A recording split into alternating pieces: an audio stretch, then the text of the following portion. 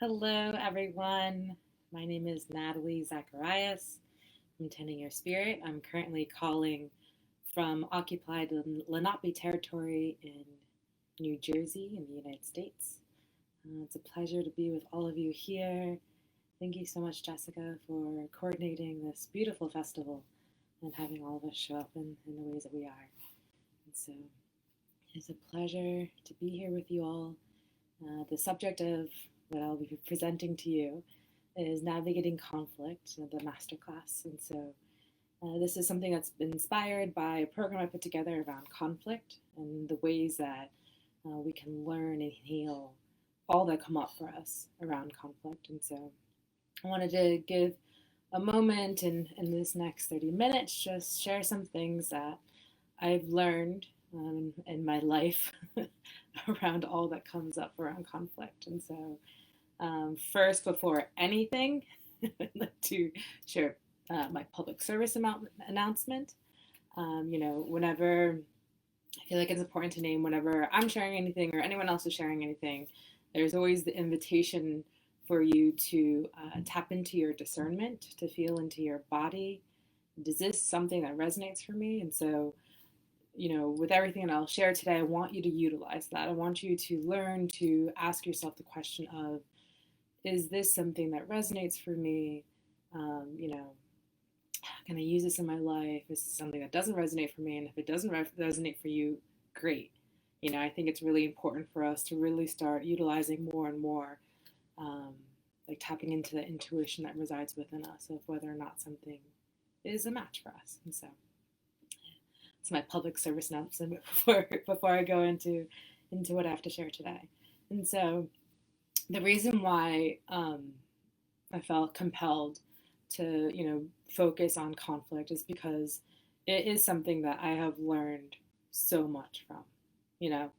I've continued to evolve in the way that I show up when conflict arises. There's been some painful lessons that I've learned and some really beautiful lessons as well. And because of that, I feel compelled to share, some of those nuggets with you all. And so I'm sure we are all familiar with conflict, especially this year. And so, that's why I feel compelled to share. And so something that I've learned in my relationship with conflict is that I learned there's opportunities to learn more. And what do I mean by that? Like, what could possibly come up from conflict? And something that I've learned is that conflict gives you the opportunity to become acutely aware of the wounds that exist within you. For example, I had an experience when I was in my graduate program. Hello, Rose. I had an experience when I was in my graduate program of a teacher basically, to put it like very succinctly, there was a microaggression that the teacher did to another classmate of mine. And it was a very, microaggressions are one of those things that it happens, and if you are somehow impacted by it, it's one of those like mystery, like what's happening here type of experiences. At least for me, it has felt that way. And so, it was one of those experiences that the teacher did something, the student had enough wherewithal to say that wasn't okay. She got up and walked out of the classroom. And then the rest of the class was in this state of like, what just happened? Like, what? Like, something happened. We can't quite name it. A lot of us feel uncomfortable. There was a lot of us in the room that actually couldn't even speak, myself included. And it was very disorienting. And so in this, there's a power dynamic that's happening. And then there's this experience of like, now what? Now what's going to happen, And so in that experience, something I learned after, another student showed up as an ally and explained like, hey, teacher, this is what just happened. And this is, that wasn't right, the way that you assumed something of this person, and, all these things. And it allowed for myself and someone else in the room who also was impacted by that microaggression to actually feel more like, okay, we're back in our body. And something that I learned from that experience as far as wounds that exist is when it comes to teachers, that are in a position of power who say something that are, a microaggression, that my body shuts up, like my throat like clamps down, and I realize like that dynamic of like, oh, it's a teacher, I'm not supposed to say anything, like those wounds come up. And so from that experience I've learned, I'm like, okay, this is something that my body reacts to. I need to pay attention to this and learn what is needed. So then the next time I'm in an experience like this, I have more tools available to me to be able to get into my body and be able to express what's happening for me, being able to return to a sense of safety. That's something that really was a profound. It took me a while to unpack that and suss it out, but it was a really really powerful lesson for me to learn. Oh, great, Rose. I'm happy that resonates for you for sure. I mean, how many times have we had experiences like that where someone's in a position of power and they may not, and the thing is that was painful about this experience is that teacher actually had really good intentions. She wasn't like maliciously doing something to hurt people in the classroom. But the truth of the matter is that we're gonna do things unintentionally, hurt people, and it's our responsibility to be able to acknowledge when that happens and to meet the person who's hurt in that way when it does occur, and find ways of healing. So that was an example of how conflict allows for us, if we're able to reflect upon it. It's usually afterwards you reflect upon. It's pretty hard to figure it out when you're in the conflict itself, but it's usually good to reflect afterwards. This experience of conflict, what came up for me, what was something that I noticed afterwards, how did my body react. Our bodies are really really intelligent, and once you bring awareness to what your body is telling you, when you're feeling stressed, when you're feeling overwhelmed, when you're feeling angry, when you're feeling sad, that's all information that is so good to become intimately aware of. Because when you're in those experiences where you're getting flooded and you're understanding like, oh, I'm feeling heat in my body, for example, then you can be like, oh, something's happening. Something that I'm not tracking is happening, but my body's giving me information. And so it allows for you to, bring more awareness to what's going on in the room. And so that's something that at least I've learned when it comes to, experiences of conflict and experiences of extreme emotions, that, there's a lot of information and opportunity to learn more. And the reason why you want to learn, at least for me, I feel like the importance of learning about one's wounds and one's triggers, the reason why it's so beneficial is because you don't get caught off guard. And you learn to integrate. I used to have a belief of, when there was wounds that would come up for me, I would want to like push them away. And I've learned that actually, my superpower is to really become intimately um, aware of what my wounds are, and to learn how I can show up for those wounded parts of myself. For example, the wounded part of me that feels abandonment. When she shows up in a conflict, when she feels abandoned, and she's like, making herself known, how can I show up for that part of myself? You know, and those are some things that you could learn with doing shadow work and really, you know, doing the work of unpacking the wounds and reflecting on past experiences that you've had around conflict, for example, and just see, what are the things that have come up for you that, what are those wounded parts of yourself that you may not have listened to before or known that they even existed, and how can you show up for those wounded parts of yourself? That's something that's so essential to healing. And something that I know comes up oftentimes is the wound around shame. Now, the wound around shame is really interesting because um, shame, well, at least in my experience, shame has a way of making you feel less than, as if you're undeserving. There's a whole bunch of stories that come up around shame. Um, it's a very, like, an energy that tugs you down. And the thing with shame is, in many ways, it can take you out, out from your healing process. And so it's important to have awareness when shame is present and learn ways to work with it. You can choose, for example, to not believe the stories that are coming up, having awareness that, like, oh, there's stories that are coming up and I'm feeling shame in my body, and choosing to um, not believe those stories, you know? And there's something so powerful about that, the way that we can transmute and transform shame, that can be very useful in the ways that we um, heal those wounds, those old wounds. And hey, Jessica.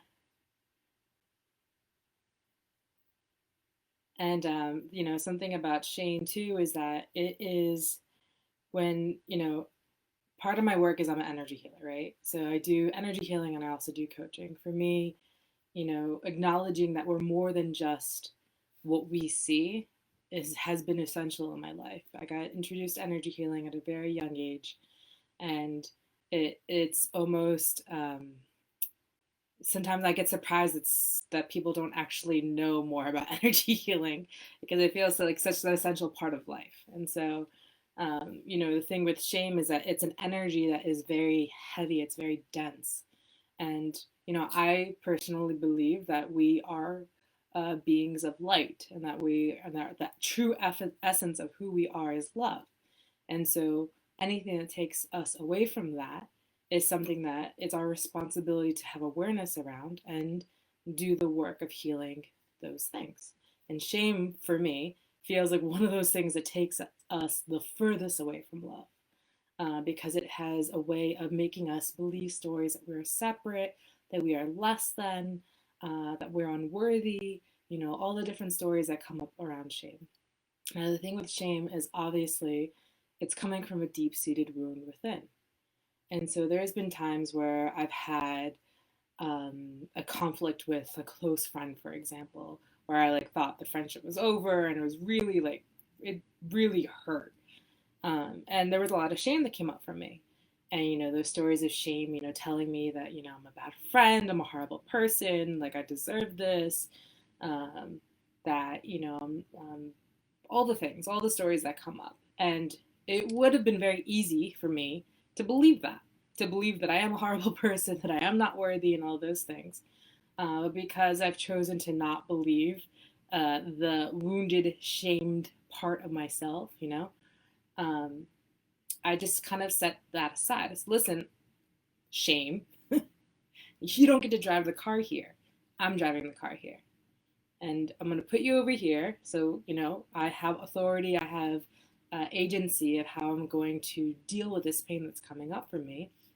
And then I chose to look at the ways that I was subconsciously um, playing out dynamics that caused the pain that happened between me and my friend, and that allowed for me to see the different wounds that were coming up, and the ways that, I wasn't meeting this person, and maybe I was abandoning myself and not having clear boundaries in the relationship. And because shame was so strong, there was a way that it could have stopped me from having that kind of healing experience. And so I had to look at myself and like, okay, what are the stories that I believe about myself?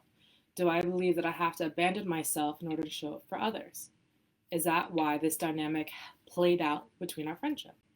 And so those are different things that's why shame is so important to have awareness about, because it can stop you from having that, further inquiry and really exploring what's happening for you. I very much have for years come from the place of, we're not victims of things that happen to us. Yes, there's a system of oppressions that do exist in the world. I'm not going to deny that. And there's, intergenerational trauma, and there is so many different things that occur in our lives. And at the same time, we are not victims. And the reason why believing that, the reason why the story of victimhood doesn't work for me is because it's a way that I'm releasing my sovereignty and releasing my power and being able to be a creator in life, right? And so, that thing about taking self-responsibility, for example, self-responsibility for me, I've learned, is just like, that is a superpower. Because when you take self-responsibility, you have to, hold yourself accountable and have integrity in the way that you walk in the world, and really look like, there's ways that when we're wounded, if you take a step back and look, there's ways that your wounds are fighting with another person's wounds. When you take self-responsibility, then you're aware that your wounds are there. You're aware of the pains. You have awareness. Like for me, I know when I'm flooded with anger, I it's irresponsible of me to communicate with anyone when the energy of anger is flowing too strongly in my body. So for me, I have to take a step back, take care of myself, get more grounded in my body, figure out what's underneath the anger. What is the truth that my heart is trying to communicate but is too overwhelmed with anger? And then I can, meet with that person and talk from a heart-centered space of what's happening. And that's the way that we can prevent ourselves from projecting our pains onto one another. That's something that I see happens, gosh, it happens all the time, how we project our pains on one another. And we're so unaware of it. But self-responsibility, again, going back to that, is acknowledging that like there is something happening for you, and that there is a way that you want to communicate, you want to have that connection with that person that is causing, the relationship is causing this experience for you. But self-responsibility kind of like, pull up, and take a step back and realize, okay, what's happening? What's happening for me in my body? What's happening for me in my mind? What's happening for me in my heart? What is it that I'm not getting from this experience? And what do I need to communicate? And how can I communicate that? And so that's why, for me, with self-responsibility, I mean, I feel like I am a cheerleader, an advocate for self-responsibility because of that. I think that's something that, we all can benefit from, and something, just don't project your pain onto one another. Imagine if we lived in the world where we didn't project our pain onto each other, really, truly, and we're able to communicate what's happening for us and the ways that, we've been impacted, and really just trying to have that heart-to-heart connection. I mean, goodness, you'd be living in a completely different experience. Yeah, and I hope we do. I hope we do actually start doing that and start communicating those ways that we impact one another. And believing that, there's a possibility that the person who hurt me wasn't trying to go out and get me, that they may have had different intentions. And so, yeah, that's something that comes up for sure. And another thing I want to talk about, so again, I was talking about energy clearing, right? And so the energy of shame is, it feels like a very dense, it's a dense energy. And so what I've learned is that with energy clearing and having, working with different energy healers, or just learning how to clear your own energy, which I think is really important. It's a really good practice to have. There's so many different ways to clear your energy. And so, using those tools and energy clearing combined with doing shadow work, for me, has been a game changer. Because the thing with energy clearing, sometimes there's like, you could think of it as like muddy waters. It's like things that are dense energies, or like debris that add on to like the angst of something. And then when you clear that away, you still have to do the work of understanding the wounds that are there, or if you think of it like hooks that allowed for those like dense energies to exist in your energy body. And so when you have like the combination of both doing energy clearing and shadow work, whether it's with a therapist or a coach, or those are things that I mean, gosh, you could be unstoppable. For me, I mean, just speaking personally in my own healing journey, it combining those two things together has catapulted my growth, to be completely blunt. When I look back and like think of things that I've experienced like 3 years ago compared to where I'm at now, it's really astounding the ways that when you dedicate your life to, healing yourself and holding yourself accountable to your healing, it really is a game changer. And so that's something that I wanted to speak on and share with all of you today. And the something that I think is essential is really intimately understanding your triggers. Like, what triggers you? I mean, those of you who are on the call right now, what are some things that trigger you when it comes to, connecting with others or conflict or just like life? What triggers you? What are some things that come up? If you feel, open to sharing some of that, I would love to interact with y'all more.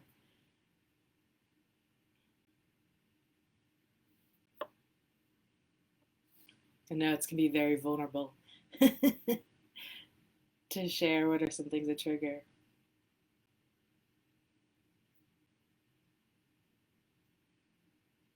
I mean, I know for me, something that triggers me is,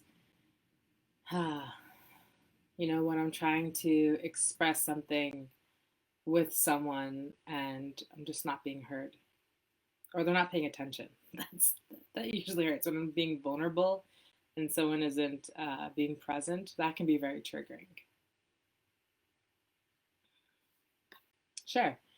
What are some things that trigger y'all? Like, what are some things that come up for you as a trigger? Whether it's, the internet glitched. Sorry about that. Hope you can hear me clearly now. I want us to connect with y'all and see what are some things that trigger you when it comes to conflict, when it comes to, connecting with others. Just what are some things? Because it truly is important to understand, become intimately um, aware of the triggers that come up for you.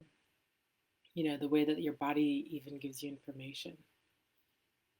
I'm curious for those who are tuning in, what are some things what are some awarenesses that you have around triggers that come up for you? Because that's really the place to start, when it comes to healing conflict. So Jessica, you said you get triggered when you have to repeat a boundary, especially with men. Oh yeah, that's triggering. That's triggering for sure. Yeah, and it's curious. So that's the reason why I start with, the trigger is a place to start. It's because then it gives you like the entryway. Triggers are really um, they're essential pieces of information that can give you the entry into exploring what's the wound that comes up for you. So when you have the trigger of, you're having to repeat a boundary, and then you're like, okay, so what's happening for me? What's happening for me below the surface of this trigger that is, what wound is making itself known in that. There's you can go so deep with that. You can go to the place of like, when did this wound start? When did I first experience this? And then something I like to do actually, it's a practice I did for like with my inner child. I would literally have a cup of, this is not cacao, but I would have a cup of cacao and meet with my wounded child and have some cacao and just be there, just show up for her in the ways that she wasn't met before. When it came to, I'm trying to remember exactly the wound I was focusing on. I think it had to do with like taking things personally or feeling abandoned. Um, I think it was actually feeling abandoned. And so just showing up. See, Beth, not feeling heard and being interrupted. Yeah, that's a big one for sure. And you can, again, use that information, that trigger, and say, okay, what's underneath this? What's coming up for me? Like, what part of me is showing up? And this feeling of, being unheard and being interrupted. It's so powerful, this journey that we've all chosen to be alive, We all chose this life, and it's so powerful for us to be able to actively take part in our own healing, you know? Something that excites me and something that actually has, uh, driven me to, or driven me to focus more and dedicate more of my time to healing is, the fact that for me, when I look back at my ancestors on my mother's lineage and my father's lineage, I can see very clearly all the trauma that has occurred without knowing the stories, all the, the wounds, the repetitive patterns because conflict isn't just something in our lives. That's some of those wounds or things that we've inherited from our ancestors.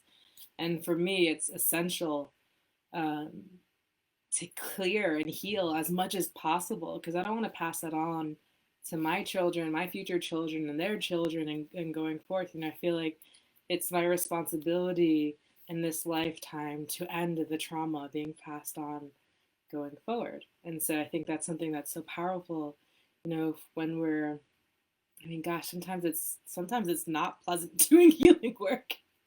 And you see those memes of people like saying spiritual awakening looks like this, what you think it looks like and what it actually looks like.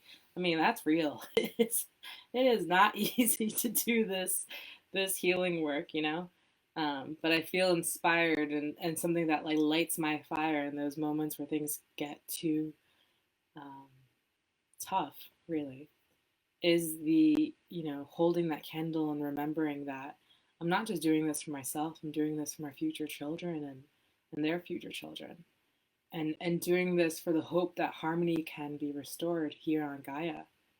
I believe very strongly that, this planet was a planet that was created for harmony to exist, for diversity to exist, and that somewhere along the way we've just lost our way, and that we're being called back to, once again be stewards of the land, once again being stewards of ourselves, once again being stewards of one another and taking care of one another, taking care of, our elderly, our disadvantaged, our, all the different things. It's our responsibility as living beings to look out for one another.